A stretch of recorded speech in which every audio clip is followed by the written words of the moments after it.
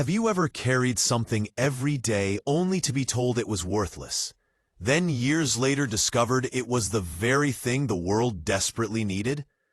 Imagine being laughed at for the way you speak, only to realize that your voice could shape the sound of global entertainment.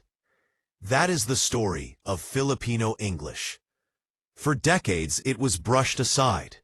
People said it was useful only in call centers, or just for classrooms in the provinces. Others mocked it as second-hand, an imitation of American English that would never be taken seriously. I remember once overhearing an executive in Los Angeles say, "Cute accent, but it'll never sell on the big screen." He didn't know a Filipino was listening. His words stung. But here's the twist.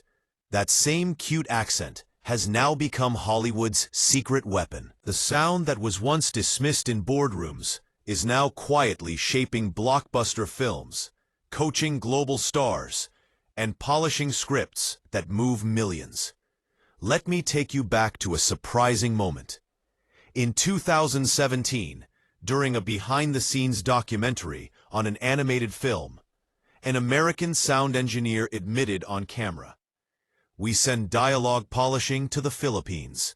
They catch the rhythm faster than anyone else." The interviewer laughed, thinking it was a joke. But it wasn't. What started as outsourcing turned into something bigger. A hidden respect for the Filipino ear, the Filipino patience, and the Filipino way with the English language. But here's the question. Why the Philippines? Why not India, Singapore, or even England itself? The answer is simple yet profound. Filipino English carries something others don't: warmth. It has the discipline of American schooling, the clarity of adaptation, but also a tenderness, a softness that no AI or algorithm can reproduce. In an industry built on emotional connection, that quality has become pure gold. And that brings me to Maria. Maria grew up in Quezon City. English wasn't a privilege for her, it was survival. With parents working abroad, she wrote long letters in English just to keep her family close. By her 20s, she could switch between Filipino warmth and Hollywood precision without even thinking about it. She didn't see it as extraordinary, until one day a call came from California. In 2019, a Hollywood agency asked her to coach young actors for a new streaming series. They had tested coaches in New York and London, but none could deliver what Maria carried naturally: clarity without arrogance, rhythm without stiffness. At first, she hesitated. Why would Hollywood need someone from Manila? But when she arrived, something unexpected happened. The actors leaned in. They weren't just hearing pronunciation tips. They were hearing stories, rhythm, emotion. Maria wasn't teaching them how to sound perfect. She was teaching them how to sound alive. One actor later said, "It was the first time English felt like a song, not a rulebook." He would go on to win awards. Maria's name never appeared in the credits, but he always called her before a big role. And here's the irony. While many Filipinos still wondered if their English was good enough, Hollywood was quietly building a dependency on it. Dialogue was being fine-tuned in BPO offices in Makati. Script revisions whispered in coffee shops in Cebu. Even giants like Disney and Netflix began seeking out consultants from Manila, not because it was cheap, but because it worked. The very accent once labeled provincial had slipped into global productions, uncredited yet indispensable. Do you see it? The world that once said, "Your English is not real," now cannot create reality without it. But the bigger question isn't about Hollywood. It's about us. Why would a nation of storytellers, singers, and preachers doubt its own sound? Why would a culture that raised millions of caregivers and teachers believe its English was somehow second class? Maybe it's because we carried the weight of foreign rulers for too long. The Spaniards told us our native tongue was crude. The Americans told us English must be copied exactly. And so we forgot that the mix itself, the Filipino flavor of English, was the treasure. Maria's journey was not just professional, it was personal. Each time she corrected an actor's line, she was also correcting a lie she had been told growing up, that her voice was not enough. In Hollywood, she discovered she had been enough all along. And maybe that's the real story here. For every Filipino listening, our cadence, our warmth, our accent was never just local. It was global, waiting for its moment on the world stage. So the next time someone asks, "Why does your English sound different?" the answer might be this: because it was never meant to just pass exams. It was meant to touch hearts. That became clear one unforgettable day inside a Hollywood recording booth. Maria entered the room nervous, her palms damp. This was not Quezon City anymore. This was Los Angeles, where every second cost thousands of dollars, where even a misplaced syllable could ruin a take. The director glanced at her and asked, half skeptical, "So you're the coach from the Philippines?" She smiled, nodded, and said softly, "Yes, let's begin." The first actor, a rising star, handsome, flawless, spoke his lines. His words were correct, but lifeless, too mechanical. Leaned toward him and whispered, "Forget the words for a moment. Just tell me the story as if you were comforting a child." The actor hesitated. No coach had ever told him that. But he tried. His next take was different, gentler, warmer, human. When the scene ended, the room fell silent. The director tapped his pen, looked at Maria, and raised his eyebrows.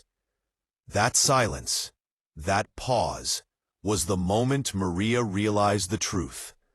Hollywood hadn't hired her to teach English. They had hired her to remind their stars how to feel. From that day on, Maria wasn't just a coach. She became a translator of emotions, a bridge between words and hearts. She showed actors that language is not just sound, it's soul. And maybe that's what Filipino English has always been. Not an accent to correct, not a copy of someone else's tongue, but a voice meant to remind the world of its own humanity. One night, during a long recording session, something unexpected happened. An actress, famous, polished, confident on screen, suddenly broke down in tears. For weeks, she had been stuck on a single line. It was supposed to sound tender, filled with longing, but no matter how many times she tried, it came out flat, empty. Maria sat quietly for a moment, then closed her eyes. She took a deep breath and softly repeated the line herself, but not in American English, not with forced vowels or borrowed tones. She let her Filipino English flow through her naturally, with the rhythm she had carried since childhood. The room grew still. The actress whispered, her voice shaking, That's it. That's what I've been trying to do." And in that fragile silence, Maria understood the secret Hollywood didn't want to admit. Filipino English worked because it carried layers. It held the weight of colonial history, the tenderness of prayer whispered at night, the resilience of overseas workers who spoke English to survive, the natural musicality of a culture that sings even in sorrow. It wasn't just local. It was universal in disguise. But outside the booth, Maria still struggled with self-doubt. She walked the streets of Los Angeles, listening to people brag about their Oxford English, their Australian English, their crisp New York English. Rarely did anyone praise the way Filipinos spoke. Sometimes she wondered, would Hollywood ever acknowledge this openly? Back home, her family didn't fully grasp it either. To them, Maria was just helping actors pronounce their lines. They had no idea that the biggest streaming platforms were quietly building pipelines to Manila, hiring more and more Filipino coaches, editors, and consultants. It wasn't just Maria anymore. It was an entire hidden industry.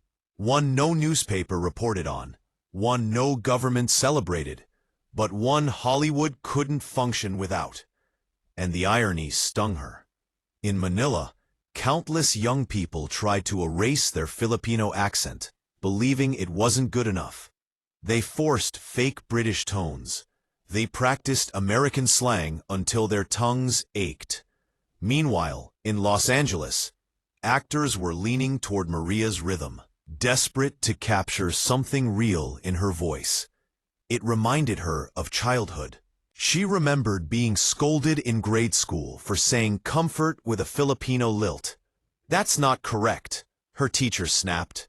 "Sound more American." Maria carried that shame for years. And yet, decades later, in a Hollywood booth, she realized that wrong sound was her strength, the sound of her people, the sound of survival. One evening, as she packed her notes after another long session, the silver-haired director walked up to her. He was not a man of many compliments, but this time his voice softened. "You know," he said, "when we first brought you here, I thought it was just about fixing accents. But now I see. You're teaching us how to listen." Maria smiled politely, but her heart raced. For the first time, someone in Hollywood had spoken the truth aloud. It wasn't about grammar. It wasn't about accents.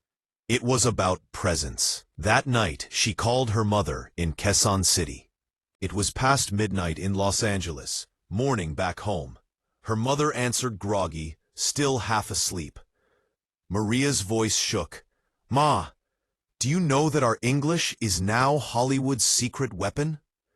There was silence, then a gentle laugh. Her mother said, "Of course, Anak. I always knew. You just needed to hear it for yourself."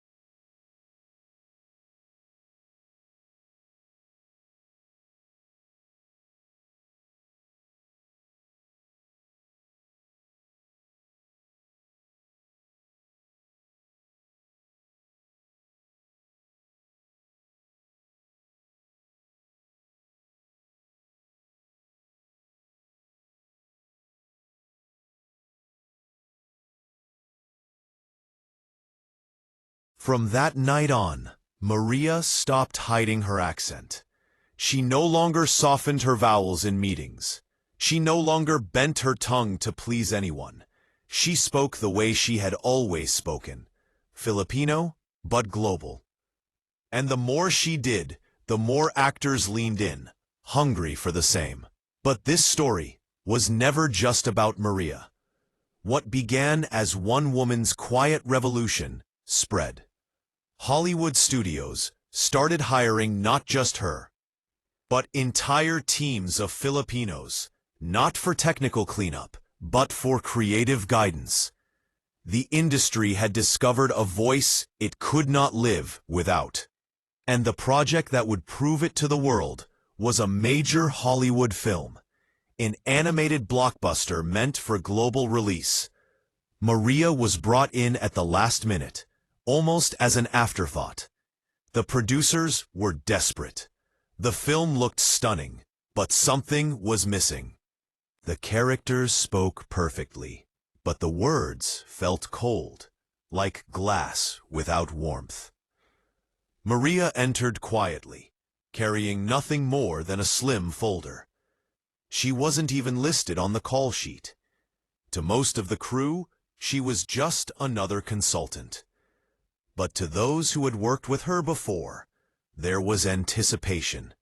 They knew her gift.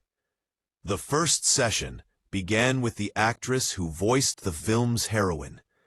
She was talented, admired, and famous for her flawless American accent. But every time she read her lines, they fell flat. The director sighed, frustrated. "We need heart right now. This is just sound." Maria stepped forward. She didn't correct vowels. She didn't talk about diction. Instead, she asked a single question. "When was the last time you felt truly homesick?" The actress blinked, surprised. Slowly, she began to describe missing her family during long shoots, the ache of being away from home. Maria nodded gently. "Now," she said, "say the line again. Don't act it. Just talk to them. Talk to your family through the microphone." The actress took a breath, her eyes glistening. She spoke again. The line cracked slightly, trembling with real emotion. The room fell silent. Everyone knew instantly. That was the take. The director leaned back, stunned. What just happened?" he whispered. Maria smiled softly. She stopped performing. She started speaking. From that moment, Maria was no longer just a coach. She became the quiet force behind the film's most powerful scenes. Day after day, she guided the actors not toward perfect grammar, but toward rediscovering their own humanity. One night, after a moving session, the sound engineer pulled Maria aside. He pointed to the waveform on his screen. "Do you see that wobble right there? That crack in her voice? That's what makes people cry in theaters. We've been chasing clean sound, but you're giving us human sound." Maria went home that evening in tears. For so long she had carried shame over her accent, the scolding of teachers, the sneers of executives. And now, here she was, teaching Hollywood that imperfection was its greatest strength. The climax came during the final recording of the film's most emotional scene. The heroine had to deliver a line about sacrifice, about giving up everything for the people she loved. The actress struggled, too polished, too distant. The director was about to cut, frustrated, when Maria did something unthinkable. She asked if she could step into the booth herself. The room froze. Consultants never stepped into the booth. That recording booth wasn't meant for her. It was sacred ground, reserved for actors, not for someone like Maria. But the director, drained and desperate after countless failed takes, gave a weary nod. "Go ahead," he whispered. Maria stepped inside. She put on the heavy headphones, closed her eyes, and took a breath. She didn't pretend to be the heroine. She didn't try to perform. She simply spoke, in her own Filipino English, the voice she had carried all her life. But in that voice was more than sound. It held the weight of sacrifice. The quiet sorrow of millions of Filipinos who had left home to work abroad. It carried the murmur of prayers whispered in candlelit chapels. It trembled with the longing of mothers who sang lullabies across oceans through a phone line. Her voice cracked. It broke. And when the line ended, she opened her eyes to silence. The director's cheeks were wet with tears. The actress on the other side of the glass had her hands over her mouth. No one dared speak for a long time. Finally, the director leaned forward and whispered, "That's it. That's what we've been missing. That's the soul." The actress re-recorded the line, this time carrying Maria's rhythm in her own performance. The take was perfect, not because it was flawless, but because it was real. Weeks later, when the film premiered, critics praised its emotional depth. Audiences around the world wept. They spoke of the rawness, the honesty, the strange new warmth in the dialogue. But no one knew that behind the curtain, in a soundproof booth in Los Angeles, a Filipino woman had given Hollywood its heartbeat. Maria's name never appeared in the credits. Yet her influence lingered in every line. For her, the triumph was not in recognition, but in knowing that her voice, once dismissed as too local, had touched millions without them realizing it. She carried that secret like a hidden jewel. And yet, as powerful as that moment was, it was only the beginning. Hollywood had discovered something it couldn't ignore. Soon, more projects began calling for consultants from Manila, Cebu, Davao. What started as a whisper grew into a quiet pipeline. Studios that once sent scripts overseas only to cut costs were now seeking Filipino coaches for creativity, for heart. Maria saw it happening. Scripts were polished in Makati offices. Dialogue was coached over Zoom calls from Baguio. Entire voice tracks were tested with Filipino listeners before release. Slowly, invisibly, Filipino English became a filter through which global stories passed. It wasn't just grammar corrections. It was soul. Maria wasn't alone anymore. She met others like her, Filipinos who had slipped quietly into the hidden gears of Hollywood. At dinner tables, they traded stories.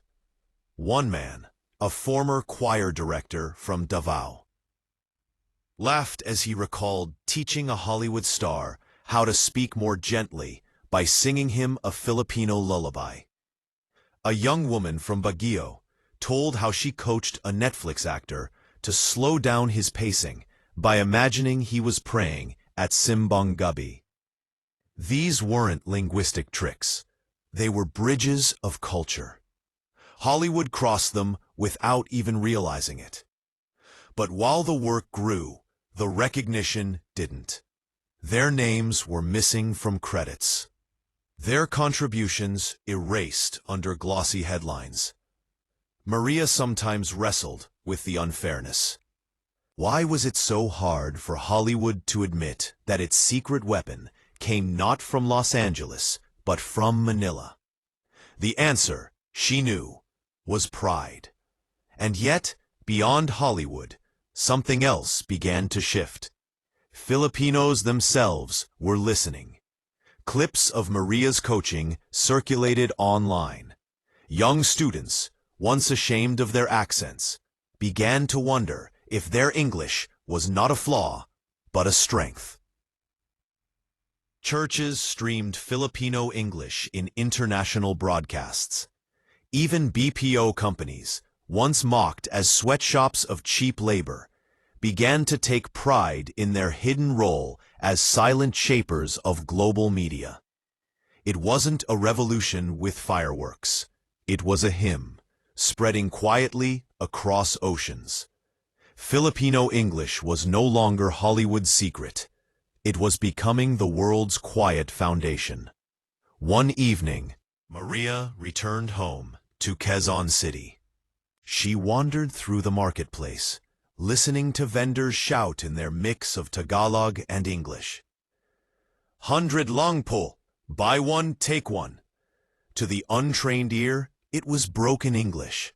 To her, it was music. She thought of the irony. For years, Filipinos had been told their English wasn't good enough.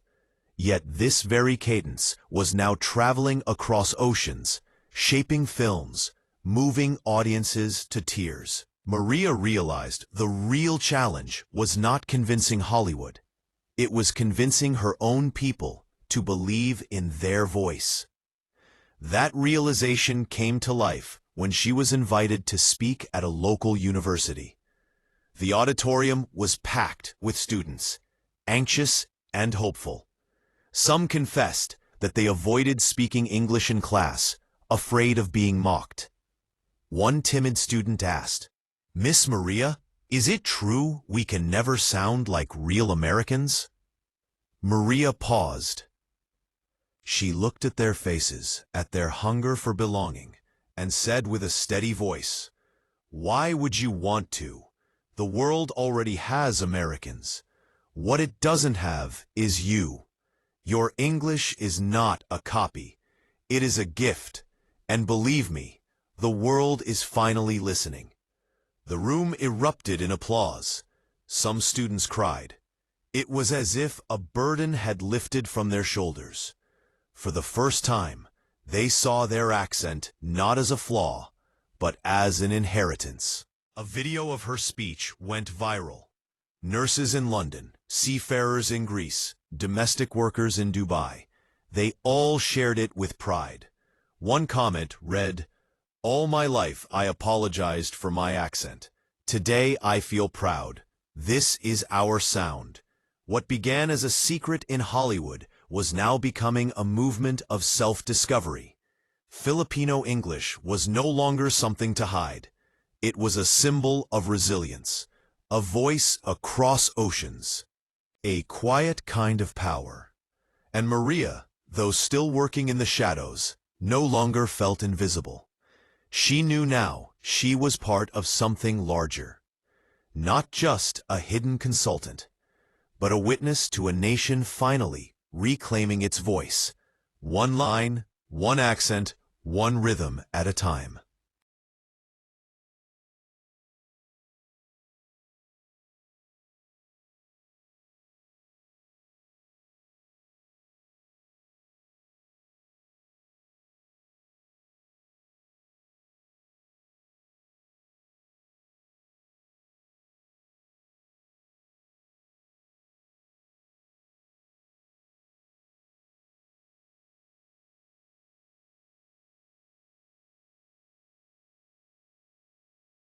She thought of the little classroom in Iloilo, of Joy's laughter, of the children clapping for courage.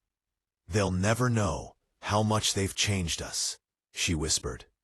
For the first time in her career, she felt proud, not because her students spoke English perfectly, but because they had learned something far greater. They had learned to speak with heart. Early spring brought news that changed everything again. An email arrived. Proposal approved. Filipino Way Pilot Program. The Department of Education confirmed that Canada would launch a national pilot inspired by Filipino English teaching, a collaboration with Filipino online instructors. Margaret sat back, tears clouding her eyes. A quiet conversation between two women, separated by an ocean, had grown into something real. That night, she video-called Joy. The screen flickered, and there she was. The same warm smile, the same laughter that could dissolve any heaviness in the room. "Ma'am Maggie," Joy exclaimed. "You look younger," she added. Margaret laughed through tears. "I'm older, Joy. But maybe I've learned how to live younger." They spoke for hours. Margaret described the new program, how schools across Canada would integrate Filipino tutors, not just to teach English, but to mentor teachers in empathy, kindness, and presence. The program would be called Project Heartspeak. Joy covered her mouth in disbelief. Heartspeak? That's beautiful, she whispered. That's how we've always taught, with the heart first. Margaret smiled, and now the world would know. Again, months later, Margaret found herself in Toronto again, this time as an advisor. Conference rooms were filled with Canadian educators, Filipino teachers on Zoom, and government officials quietly observing. A middle-aged Filipino man spoke on one of the screens. His voice was steady, warm, and deeply sincere. In our culture, he said, English is not foreign. It's our bridge to the world. But bridges must be built with care, not arrogance. When we teach English, we don't want our students to sound like Americans. We want them to sound like themselves, only kinder. The room fell silent. Some Canadian educators nodded. Others discreetly wiped tears from their eyes. Margaret felt a pride unlike any she had known. This wasn't about method or technique. This was humility recognized as power. Unquote. In the following months, the project grew rapidly. Filipino teachers led online workshops for Canadian schools.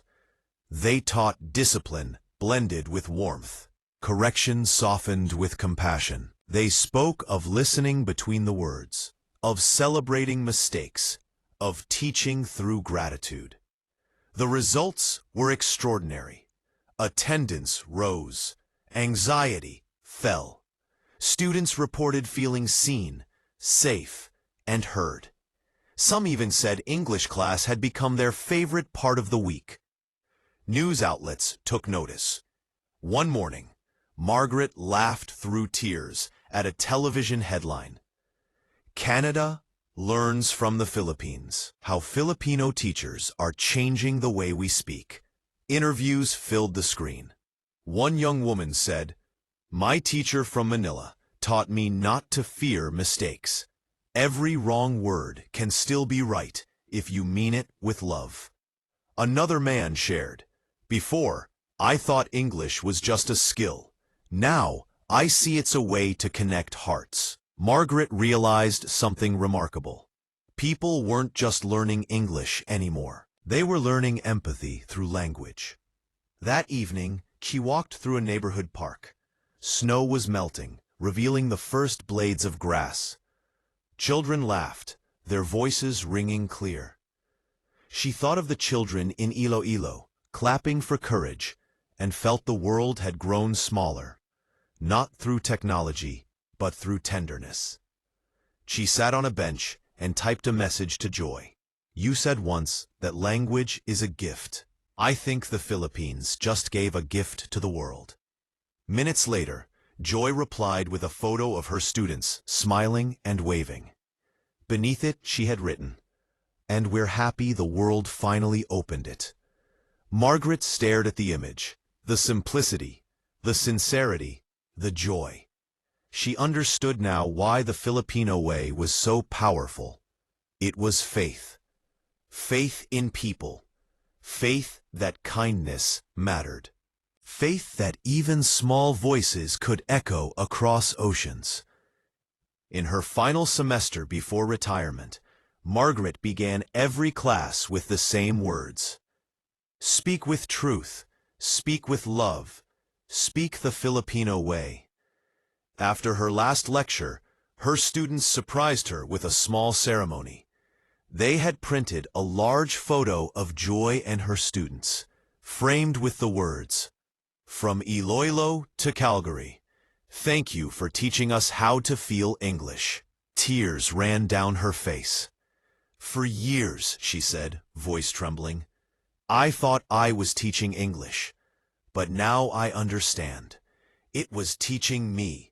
And I will never forget my true teachers." As she left the classroom for the last time, she paused by the wooden sign from Joy. She smiled softly and whispered, We did it.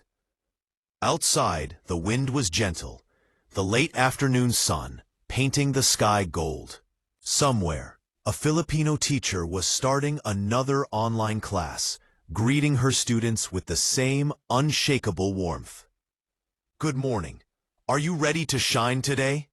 And somewhere across Canada, in quiet homes, classrooms, and hearts, people were answering, not just in English, but in kindness, because that's what the Filipino way had always been. Not a method, not a miracle, but a reminder that when you teach with love, even language becomes a prayer. Brie, and prayers always find their way. Present. Always find their way.